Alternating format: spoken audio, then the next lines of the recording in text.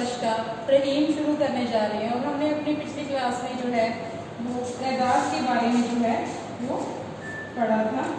आज का हमारा पाठ है रहीम जी की, जो कि आपकी पाठ्य पुस्तक में दिए गए हैं, उनके बारे में जो है हम आज जानेंगे। तो सबसे पहले जो है रहीम जी ने अगर दोहे लिखी हैं, तो सबसे पहले जो क्या है हम रहीम जी के बारे में थोड़ी सी जो जानकारी है वो प्राप्त कर लेते हैं। तो रहीम जी का जो जन्म है वो 1556 को हुआ था और उनका जो जन्म है वो लाहौर में हुआ माना जाता है। और लाहौर जो है अभी पाकिस्तान में है। और 17 सितंबर 1556 को जो इनका जन्म है वो लाहौर के पाकिस्तान में हुआ। जो रहीम जी का पूरा नाम था वो था अब्दुल रहीम खान खाना। इनके पिता का नाम था बैरम खान तथा माता का नाम था सुल्ताना बेगम। बैरम खान मुगल बादशाह अकबर के जो संरक्षक थे। इसके पहले जो बैरम खान थे वो हुमायूं के संरक्षक भी रहे हैं और हुमायूं के काल में उन्होंने जो है वो अपना काम किया है। बैरम खान सम्राट हुमायूं के सलाहकार भी रहे हैं एवं बादशाह अकबर के संरक्षक भी रहे हैं। सलाहकार होता है जो सलाह देता है हमें हर काम के, अपने राज्य को किस तरह से चलाना है, ये सारी बातें जो है वो हुमायूं बताते थे। और अकबर के वो संरक्षण रहे हैं कि हमेशा जो है रहीम क्या है अकबर के साथ रहते थे, उनकी रक्षा करते थे, इसीलिए उनको जो है संरक्षण का पद जो है दिया गया है। और रहीम जी जब 5 साल के थे तो इनके पिता के जो है बैरम खान की हत्या कर दी गई। उसके बाद रहीम जो है वो अकबर के दरबार में ही रहे और जो हमेशा अकबर के संरक्षण के रूप में ही रहे। और अकबर ने रहीम को अपने 9 रतन, उनके जो 9 रतन थे उनमें से जो रहीम है वो भी एक माने जाते हैं। ये बादशाह अकबर के 9 रत्नों में से एक थे। इन्होंने अपनी रचनाओं द्वारा लोगों को भक्ति का मार्ग दिखाया तथा नीति ज्ञान दिया। और ये क्या है, इन्होंने कृष्ण भक्ति भी की है और इसके लिए उन्होंने कृष्ण जी के से पर आधारित भी जो है कई कविताएं और दोहे लिखे हैं। इनकी जो महत्वपूर्ण रचनाएं हैं वो थी रहीम दोहावली, बरवे, मदनाष्टक, राग पंचाध्याय आदि। और इन्होंने 30 भाषा में जो अपनी है रचनाएं हैं वो की हैं अवधी, ब्रज, अरबी, फारसी, तुर्की तथा हिंदी भाषा का इनको जो है अच्छा ज्ञान था। और इन भाषाओं के आधार पर ही उन्होंने जो अपनी क्या है रचनाएं हैं, दोहे हैं, कविताएं हैं लिखी हैं। इन्होंने ब्रज तथा अवधी भाषा को आधार बनाकर रचनाएं भी की हैं। और इनके काव्य में हमें कौन कौन से जो रस हैं वो दिखाई देते हैं कि इन्होंने अपने दोहों में, पदों में, कविताओं में कौन कौन से जो रस हैं वो रखे थे। वो है भक्ति, श्रृंगार, शांत और हास्य रस। ये भक्ति, श्रृंगार, शांत और हास्य रस का जो इन्होंने इन 4 रसों का अपनी कविताओं में जो है उल्लेख किया है, अपनी रचनाओं में इनको रखा है। उसके बाद जो रहीम जी की मृत्यु है वो 1626 को हुई मानी जाती है। उसके बाद हम रहीम जी द्वारा आपकी पुस्तक में दिए गए दोहों के बारे में जो है पढ़ेंगे।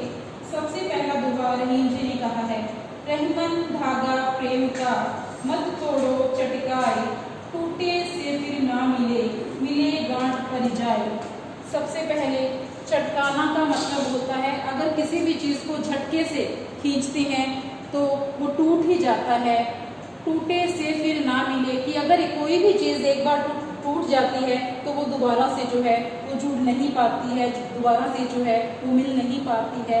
अगर वो जुड़ती भी है तो उसमें क्या है, गांठ जो है पड़ जाती है। तो रहीम जी कहते हैं कि जिस प्रकार अगर धागे को कसकर खींचा जाएगा तो वह टूट जाएगा, यदि उसे जोड़ा भी जाए तो उसमें क्या है, गांठ अवश्य जरूर पड़ जाती है। उसी प्रकार अपने जो रिश्ते नाते हैं वो भी इसी तरह हैं। यदि हम किसी को बुरा भला बोलते हैं जिससे हमारा जो रिश्ता है अगर वो एक बार टूट गया, भले ही वो अगला हमसे माफ़ी मांग ले, कितनी भी बातें जो हमें कह दे, और जो हमारा रिश्ता है वो पहले जैसा नहीं होता। कहीं ना कहीं कुछ ना कुछ जो है वो मलाल रह ही जाता है, कहीं ना कहीं कुछ ना कुछ जो गांठ है वो हमारे मन में जो है रह जाती है। उसी प्रकार अपने रिश्ते नाते वालों को यदि अपशब्द बोले जाएं या उसके साथ बुरा किया जाए तो स्नेह व प्रेम पूर्ण संबंध जो है वो टूट जाते हैं। फिर चाहे मनाने की लाख कोशिशें की जाएं, वे नहीं जुड़ते। दिलों में जो है कहीं ना कहीं अवश्य जो है गांठ पड़ ही जाती है। तो रहीमन धागा प्रेम का, कि अगर रहीम जी कहते हैं कि जो प्रेम का धागा है अगर वह एक बार टूट गया तो फिर टूटे से ना जुड़े, कि फिर टूटने के बाद जो है वो दोबारा नहीं जुड़ता। अगर वो जुड़ भी जाता है तो उसके अंदर क्या है, गांठ पड़ ही जाती है। दूसरे दोहे में रहीम जी कहते हैं, रहीमन निज मन की बिथा मन की राखो गोए, सुनी अढ़िले लोग सब बांटी न ले कोई। रहीमन निज मन, निज का मतलब होता है अपना, मन की बिथा की अपने मन की जो दुविधा है, व्यथा है, दुख है, मन ही राखो गोए, कि अपने मन के अंदर ही राखो, रखनी, गोए क्या है, अपने मन के अंदर ही छिपाकर जो है रखनी चाहिए। सुने अठिले लोग सब, अगर कोई हम किसी से बात करते हैं, अठिले अगर हम अपने मन के जो विचार हैं, भाव हैं, तो अगर किसी से कहते हैं तो वो उस चीज़ का, अठिला का मतलब होता है कि वो हमारा मजाक उड़ाता है उस चीज़ का, चार जनों के सामने खड़े होकर वो हमारी जो हंसी उड़ाते हैं। बाटी न ले कोई, कि वो हमारे जो दुख है वो बांटेगा नहीं, बल्कि हमारे जो दुख का क्या है, मजाक उड़ाएगा। तो इसमें जो है शब्दार्थ भी दिए हैं कि विथा का क्या मतलब होता है कि दुख, और गोय होता है कि जो अपने मन की विथा है, अपने मन का जो दुख है उसको अपने मन के अंदर ही छिपा कर रखना चाहिए। तो भावार्थ है इसका, कवि कहते हैं कि अपने मन की अगर दुख है तो मन में ही छिपा कर रखने चाहिए। यदि हम अपने मन की पीड़ा तो सबके सामने प्रकट करेंगे तो सब लोग क्या है, हमारा मजाक बनाकर हम पर हंसेंगे और दुख तो फिर भी कम नहीं होगा। कहने का भाव यह है कि इस दुनिया में दुख में साथ निभाने वाले लोग बहुत ही ज़्यादा जो है कम है।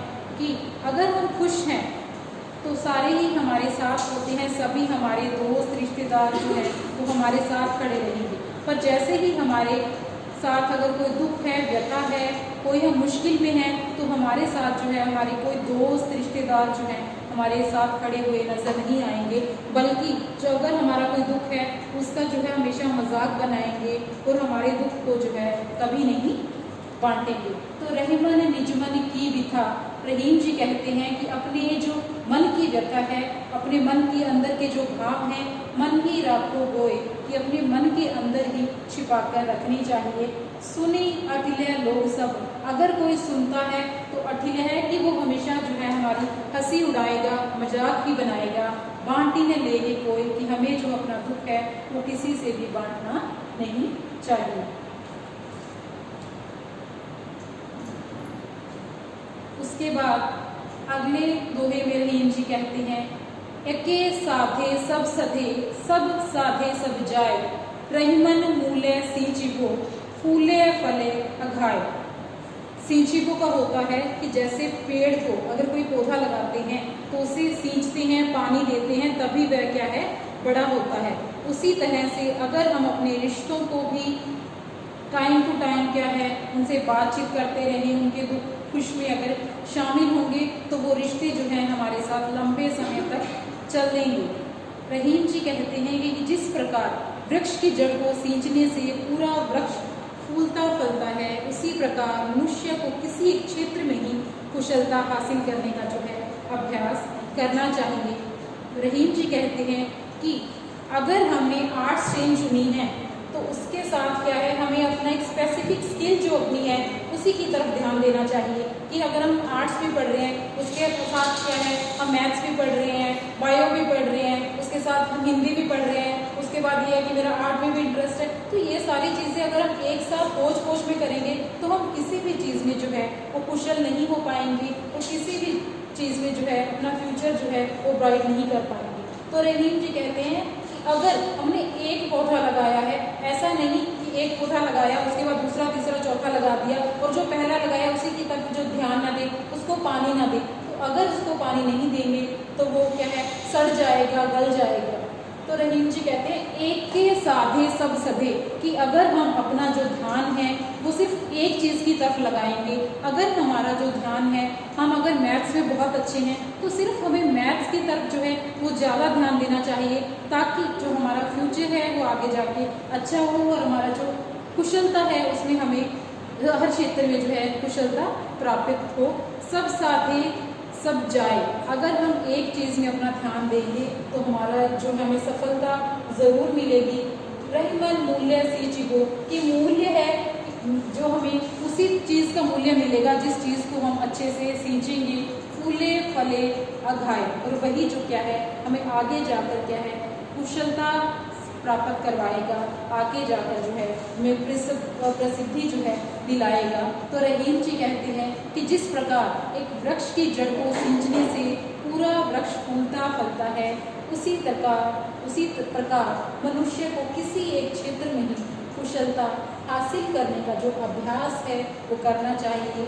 सभी क्षेत्रों में अगर कुशलता पाने के लिए अंधाधुंध दौड़ लगाते रहेंगे तो सब तरह ध्यान लगाने से जो क्या है व्यक्ति किसी भी क्षेत्र में जो है वो कुशल जो है, निपुण जो है वो नहीं हो पाएगा।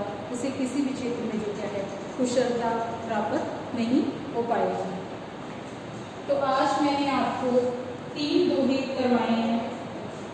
आई होप कि आप सभी को जो है अच्छे से समझ में आ गए होंगे। Thank you.